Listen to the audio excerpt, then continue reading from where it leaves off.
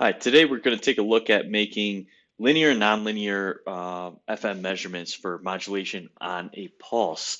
And what we can see here is that we have about 10 pulses within our capture here. And just to show you what this signal looks like over time, uh, this particular signal has varying pulse width, varying PRI, and a fairly complex spectrum. But if we pause the signal here, we can see that for this initial first pulse that we have captured, we can zoom in and look at its amplitude profile, its frequency profile, as well as its phase over time. And this is really helpful to understand what's happening not only in time, but in frequency and phase as well. And the importance of this is that modulation on a pulse is ever more common today in modern radar systems and electronic warfare and so on and so forth. And so what's of interest is to understand maybe the error of this pulse or how complex the modulation on this pulse is. And the power of the VSA software, especially with its given pulse analysis application, is that we can automatically detect the modulation on a given pulse. So in this case, we could see we have 10 pulses that we have captured here in our time domain trace. And we've identified that each of these pulses has a linear FM modulation on them.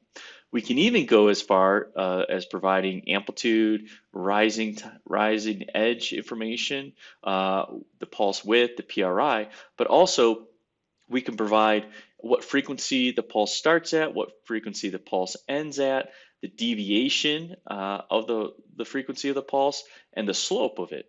So we could quickly see as we go through our pulse table here, majority of these pulses have a peak-to-peak deviation of about 60 megahertz.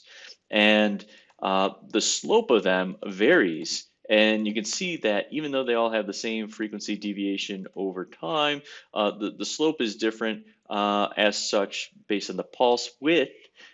We still functionally get the same deviation. So this is all really interesting. What's more interesting is instead of just looking at the amplitude profile of the top of the pulse here, we can see that that's represented as such.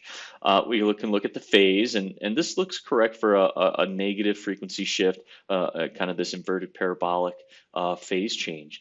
But also, here's the frequency change. We could see it's a linear FM measurement from a higher frequency to a lower frequency.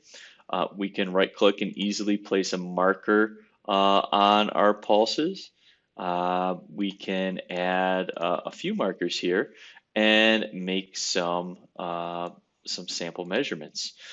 We can even couple these markers if we select our marker menu and go to couple, such that whenever I move marker one, the rest of my marker ones move as well. So this is a really powerful measurement capability to understand what's going on from a perspective of making a measurement with a marker. The other part that is really interesting to take a look at here is not just the marker readout, but also the measurement or the references. So here, if we look at our FM measurement time, so trace D, you can see trace D, marker 1 is at 2.5 microseconds at 9.866 megahertz. And if we look at pulse 1 here, this is pretty close to the FM start frequency.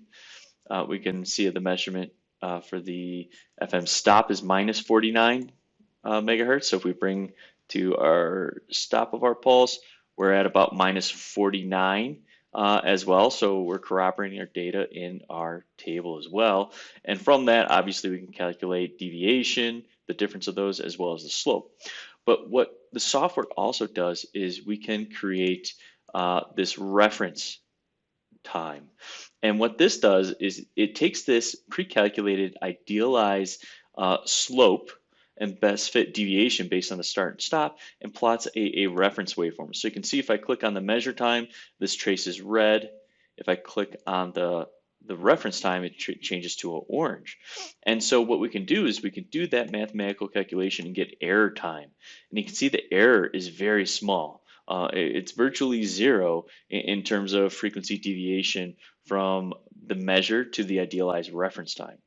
So this is a really easy way to determine nonlinearities in your pulse and understand what's happening over time. Now, the challenge is if you have a nonlinear FM pulse, how do you measure that effectively? How do you create a reference to determine what the error is from that ideal? And that's where the VSA software has a new capability for nonlinear FM measurements. So what we can see here again is another measurement, similar in nature, but slightly different signal. And this is a pretty standard PRI, standard pulse width repeating pulse radar. And you can see its associated spectrum given here. So we can see it has a lot of frequency deviation as such. And again, we have our pulse table that we're measuring, and we get the same measurements of our amplitude, our rising edge, pulse width, PRI, and in this case, our start and our stop for our frequency, our deviation and our slope, and so on. But now what we can do is we see in our FM measure time that there's a nonlinearity. And it's ever so subtle that it's almost an S-curve pattern. And in this case, we have a parabolic shape for the phase because we go from a lower frequency to a higher frequency. So next, if we look at our reference time, you can see in this purple trace that it's essentially a linear extrapolation, again, based on that start and stop and the slope that we're automatically calculating based on the start and stop frequencies. And the problem is, if we look at the error time, we see it's quite large. And it's almost a reverse S-curve or nonlinear curve to the measure time. And that is because this reference time is, again, just approximated by the start frequency to the stop frequency. So what we can do is we can go in and turn on an advanced measurement. If we go into our pulse properties, select analysis, and then go into nonlinear, we can turn on this nonlinear FM analysis. And the powerful part of this is that we can extrapolate the nonlinear coefficients for a given pulse.